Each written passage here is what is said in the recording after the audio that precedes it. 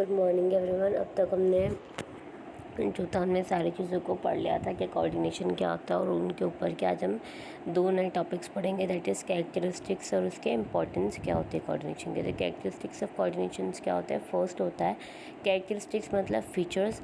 ठीक है, कैरेक्टरिस्टिक्स और फीचर्स दोनों सेम चीज़ होती है। ओके, तो कोऑर्डिनेशन के कैरेक्टरिस्टिक्स क्या होता है। कोऑर्डिनेशन जो होता है वो ग्रुप एफर्ट को इंटीग्रेट करता है। कोऑर्डिनेशन जो होता है जितने भी आपके अनरिलेटेड और जो भी डाइवर्स इंटरेस्ट होते हैं उसके पर्पसफुल वर्क एक्टिविटी में कन्वर्ट करता है, यूनिफाई करता है और आपको कोई कॉमन फोकस देता है ग्रुप एफर्ट को, जिसकी वजह से आपका जो परफॉर्मेंस है आप उसको प्लान करके शेड्यूल करके प्रॉपर उसको अचीव कर सको। नेक्स्ट है कोऑर्डिनेशन जो होता है वो क्या करता है, यूनिटी ऑफ एक्शन होता है। जो भी आपका कोऑर्डिनेशन जो होता है वो यूनिटी ऑफ एक्शन से जो होता है वो सिक्योर होता है, रियलाइजेशन होता है कॉमन पर्पस का। ये जो होता है ये एक फोर्स को बाइंड करता है, वो भी डिपार्टमेंट, और इंश्योर्स करता है कि जितने भी एक्शंस जो हो रहे हैं जबकि आपकी गोल को अचीव करने के लिए होते हैं ऑर्गेनाइजेशन में, उन सारी चीज़ों को ये प्रॉपरली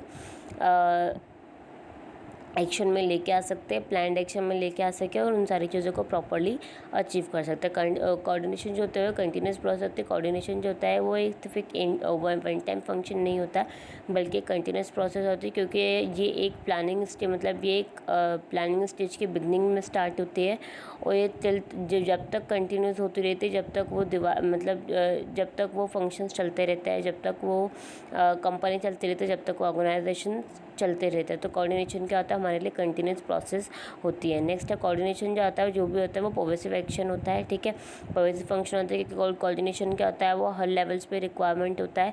जो भी इंटरडिपेंडेंट जो नेचर होता है एक्टिविटीज़ का डिफरेंट डिपार्टमेंट्स के, उन सारे लेवल्स पे क्या होता है ये सारी चीज़ें कोऑर्डिनेशन क्या होता है अप्लीकेबल होता है। ठीक है, जितने भी फंक्शंस फॉर एग्जांपल परचेस हो गया, प्रोडक्शन हो गया, सेल्स डिपार्टमेंट के सेल्स का डिपार्टमेंट हो गया, परचेस का डिपार्टमेंट हो गया, प्रोडक्शन डिपार्टमेंट हो गया, ये जो चीज़ें क्या है ये कोऑर्डिनेट किया जा सकता है इन लोगों के थ्रू। और जो भी हमारा जो भी चीज़ें होती है परचेस डिपार्टमेंट हर एक ये जो जितने भी डिपार्टमेंट्स होते हैं वो सारी चीज़ों के लिए अलग अलग उनकी रिस्पॉन्सिबिलिटी और वो सारी चीज़ों के लिए रिस्पॉन्सिबल होते हैं। नेक्स्ट हमारा coordination is the responsibility of all managers. तो कोऑर्डिनेशन जो क्या आती है जितने भी मैनेजर्स होते हैं उनकी रिस्पॉन्सिबिलिटी होती है कि वो एक ऑर्गेनाइजेशन में कोऑर्डिनेशन को बनाए रखे, जिसकी वजह से क्या होगा, डिसिप्लिन होगा, आपकी सारी चीज़ें वेल ऑर्गेनाइज्ड होगी, मेंटेन्ड होगी, आपके ग्रुप एफर्ट्स, आपके जो गोल्स अचीव करने का वे है, सारी चीज़ों को हम क्या कर देंगे ईजिली हम उन सारी चीज़ों को अचीव कर पाएंगे अकॉर्डिंग टू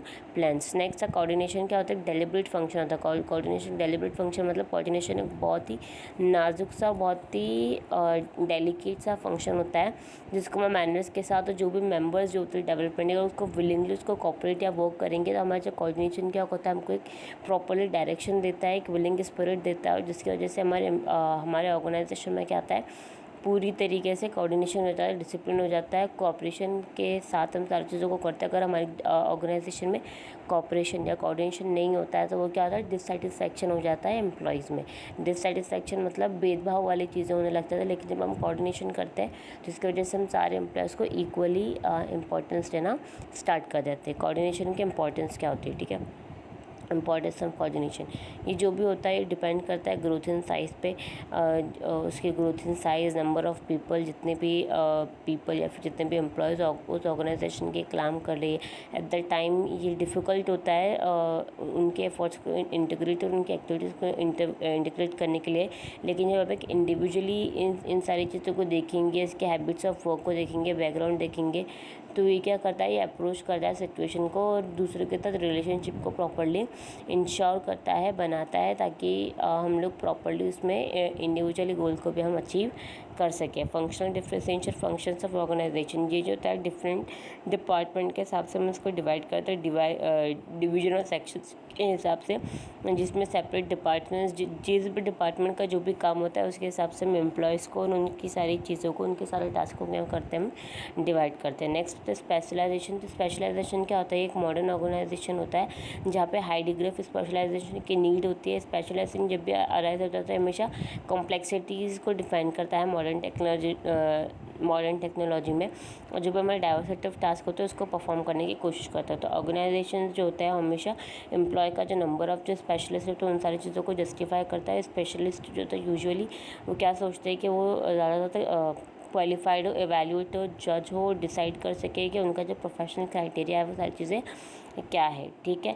नेक्स्ट है management in the 21st century. कि मैनेजमेंट हमारे 21st सेंचुरी में क्या है, हमारा मैनेजमेंट जो है वो बहुत ज़्यादा इंपॉर्टेंट रखता है, बहुत ज़्यादा एक्सपांडिंग हो रहा है, इंटरकल्चरल रिलेशनशिप को रैपिडली एक्सपांड करता है, ग्लोबल विलेज स्कोप, मतलब जो भी हमारे इंटरनेशनल नेशनल रिलेशनशिप्स जो है उन सारी चीज़ों को धीरे धीरे एक्सपांड करता जा रहा है। मैनेजमेंट जो है आज की तारीख में 21st सेंचुरी में बहुत ज़्यादा इंपॉर्टेंट पार्ट बन चुका है। ठीक है, ये आपका चैप्टर ओवर हो चुका है। अब इसके क्वेश्चन आंसर्स के साथ आप जा सकते हो।